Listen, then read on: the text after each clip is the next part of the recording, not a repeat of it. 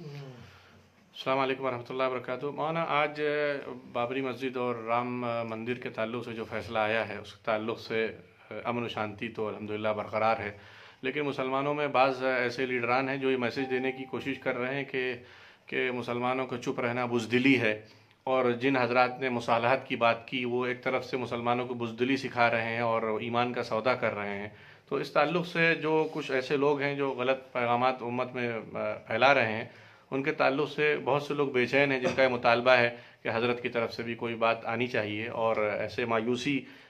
کی جو باتیں کہی جا رہی ہیں کہاں تک صحیح ہیں اور اس میں صحیح کیا پیغام ہے؟ بسم اللہ والصلاة والسلام علی رسول اللہ۔ مسلمانوں میں سب سے زیادہ ضرورت اس کی ہے کہ دین اسلام کا فہم پیدا کیا جائے، ایمان کا صحیح تعارف کرایا جائے، قرآن و سنت سے واقف کرایا جائے، مسلمانوں کو یہ بتایا جائے کہ مکی دور میں کیا ہوا، مدنی دور میں کیا ہوا، مسلمانوں پر ایک امت کی حیثیت سے فرائض کیا عائد ہوتے ہیں۔ مسلمانوں کو یہ بتایا جائے کہ انبیاء کرام نے ہمیشہ اپنی قوموں کو مخاطب کیا، اور ان کا جو خطاب تھا وہ بنیادی طور پر اللہ کی وحدانیت سے متعارف کرانے کے لیے اور اس بات کی دعوت کے لیے کہ لوگ موحد بنیں، شرک کے قریب نہ پھٹکیں، اور اسی طرح پیغمبروں نے اپنا تعارف کرایا کہ وہ اللہ کے قاصد ہیں اور اللہ کا پیام لے کر آئیں، اور انسانوں میں سے ہر فرد کے لیے، ہر قبیلے، ہر خاندان کے لیے ان کا پیام ہے۔ یہ بات تمام انبیاء کرام نے اپنی قوموں سے کہی، اور آخری نبی حضرت محمد مصطفیٰ صلی اللہ علیہ وسلم پوری دنیا انسانیت کے لیے بلکہ جن و انس کے لیے پیغمبر تھے اور پیغمبر ہیں، اور تا قیامت پیغمبر رہیں گے۔ معاشر میں بھی آپ کی یہی حیثیت ہوگی جو نمایاں ہو کر سامنے آئے گی۔ تو مسلمانوں کی جو ذمہ داری ہے وہ ان کو یاد کرانی چاہیے کہ کنتم خیر امت اخرجت للناس، تم بہترین امت ہو، پوری انسانیت کے لیے تم کو برپا کیا گیا ہے۔ تأمرون بالمعروف وتنہون عن المنکر، تمہارا کام یہ ہے کہ بھلائی کی تلقین کرو، برائیوں سے روکو۔ یہ اس امت کا کام ہے، اور یہ کام صرف مسجدوں میں محدود نہیں ہے، مدرسوں میں محدود نہیں ہے، مسلمانوں کے اندر محدود نہیں ہے، تمام انسانوں کے لیے ہے۔ ظاہر ہے کہ ہمارے ملک میں بہت بڑی تعداد ہندوؤں کی ہے، پھر بدھسٹوں کی ہے، جینیوں کی ہے، سکھوں کی ہے، اور دیگر مذاہب کے لوگ ہیں، اور دیگر نقطۂ نظر رکھنے والے لوگ ہیں۔ سب کے سب یہ حضور پاک علیہ السلام کی امتی ہیں، اس معنی میں کہ یہ امت اجابت نہیں، امت دعوت ہے۔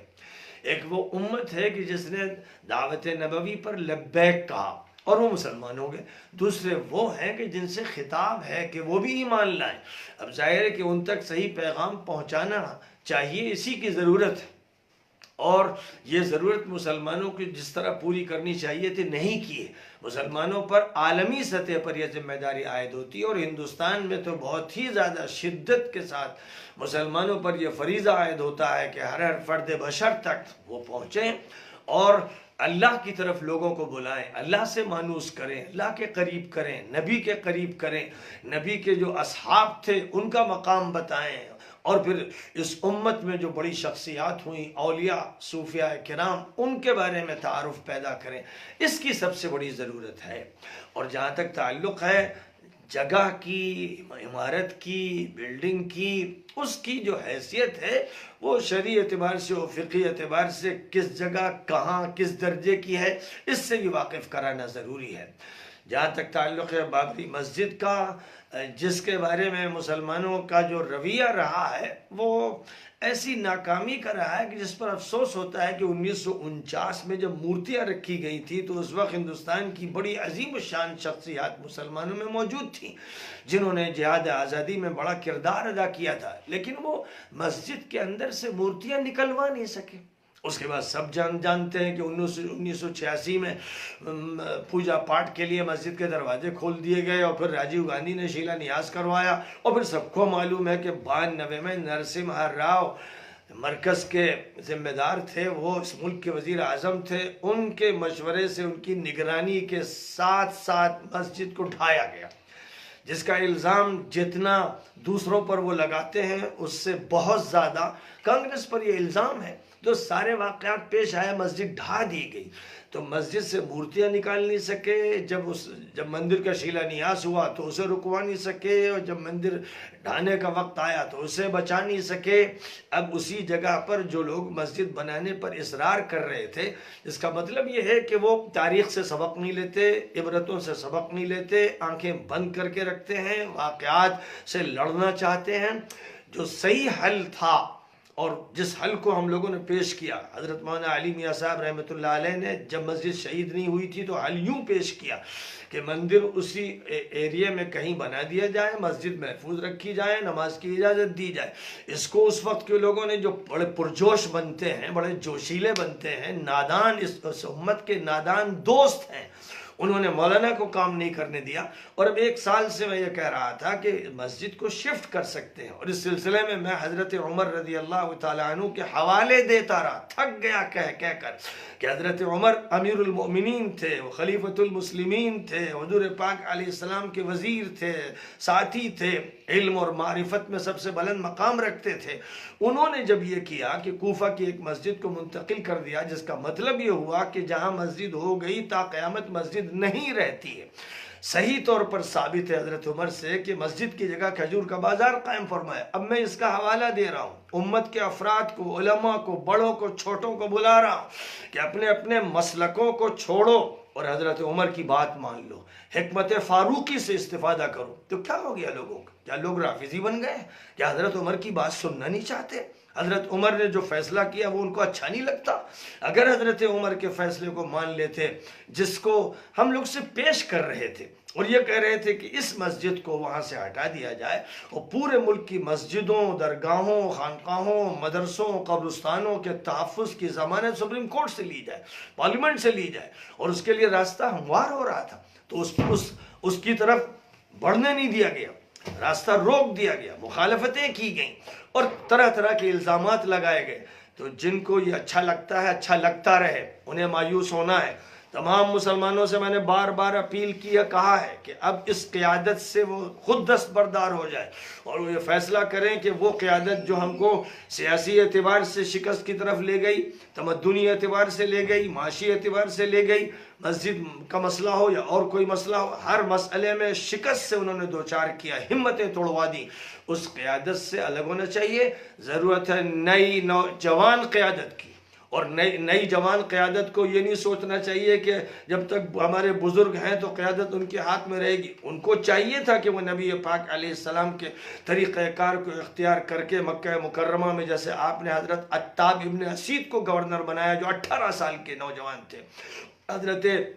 اسامہ ابن زید کو وقت کی سپر پاور رومی حکومت سے مقابلہ کرنے کے لیے آپ نے قائد بنایا، چیف آف آرمی اسٹاف بنایا، جو 18-19 سال کے تھے۔ یہ جو حضور کا اسوہ ہے، آج ضرورت ہے کہ جوانوں کو اٹھایا جائے، اور جو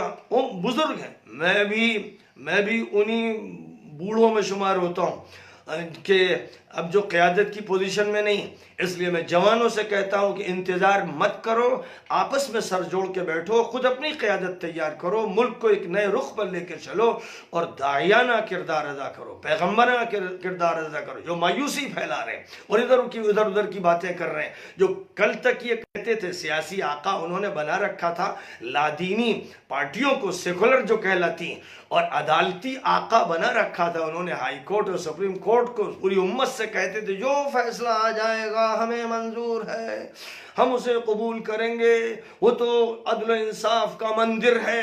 بڑے بڑے بزرگوں کے الفاظ سب کے کانوں میں ہیں، تحریریں سب کی موجود ہیں، یہ بیانات دیے جا رہے تھے، اور میں یہ کہہ رہا تھا کہ تم نے خدا بنا رکھے ہیں، تمہارا عدالتی خدا الگ ہے، تمہارا سیاسی خدا الگ ہے، تمہارا تمدنی خدا الگ ہے، تم شرک کر رہے ہو۔ توحید کا یہ تقاضا ہے کہ اللہ کو مانو اور نبی پاک علیہ السلام کی رسالت کو مانتے ہوئے اس ملک میں دعوت کا بگل بجا دو۔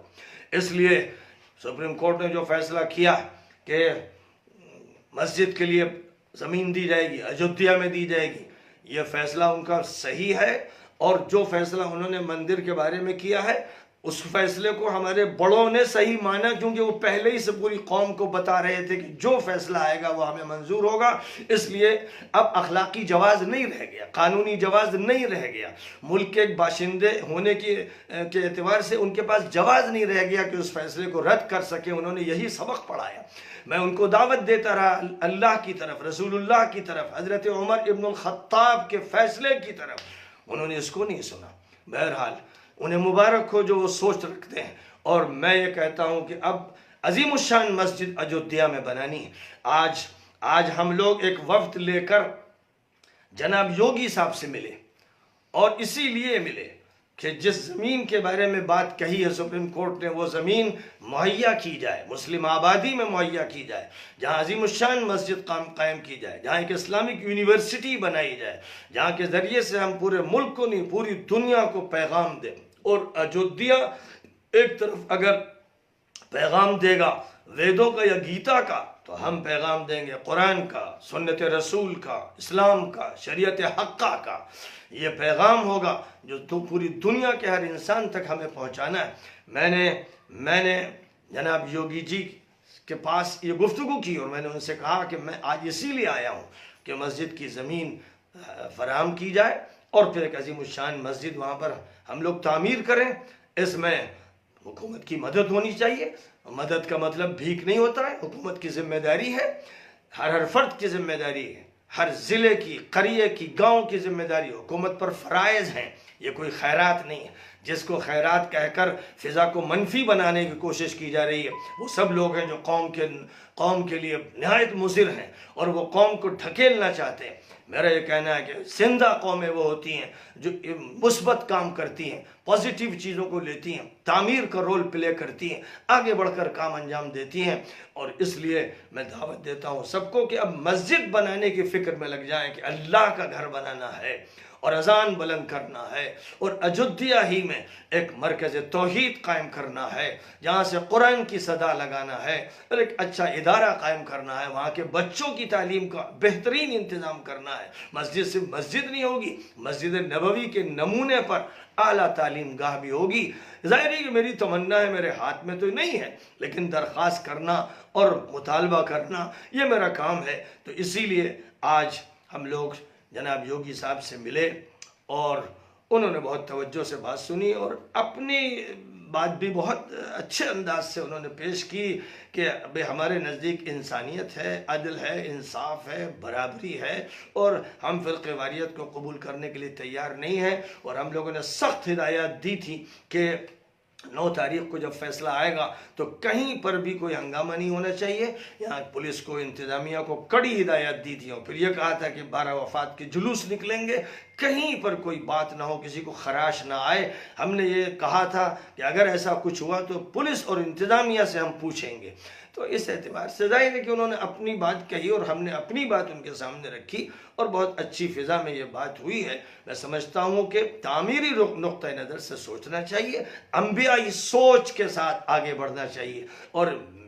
بے ہمتی پیدا کرنا، مایوس کرنا، یہ ان لوگوں کا کام ہے جن کے اندر کفر ہے. انہ لا ییأس من روح اللہ الا القوم الکافرون. اللہ کی رحمت سے وہ لوگ مایوس ہوتے ہیں جن کے اندر کفر ہوتا ہے. الحمدللہ حالات کتنی خطرناک کیوں نہ ہو، مکی دور ہو یا مدنی دور ہو، ہمارا کام ہے اللہ کی بات کرنا، ہمارا کام ہے رسول اللہ کی بات کرنا، ہمارا کام ہے خلفائے راشدین کے تذکرے اور چرچے کرنا، ہمارا کام ہے اہل بیت کا تذکرہ کرنا. اور اب ہم اس وقت مطالبہ قوت کے ساتھ پہلے بھی کرتے رہے اور پھر کر رہے ہیں کہ حضرت عمر رضی اللہ تعالیٰ عنہ کی مثال اور ان کا عمل،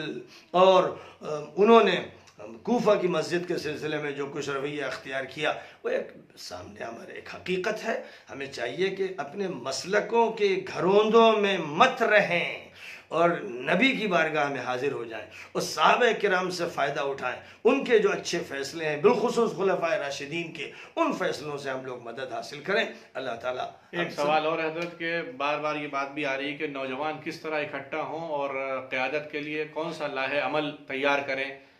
कैसे मिलजोल के बैठें इस ताल्लुक होना से ये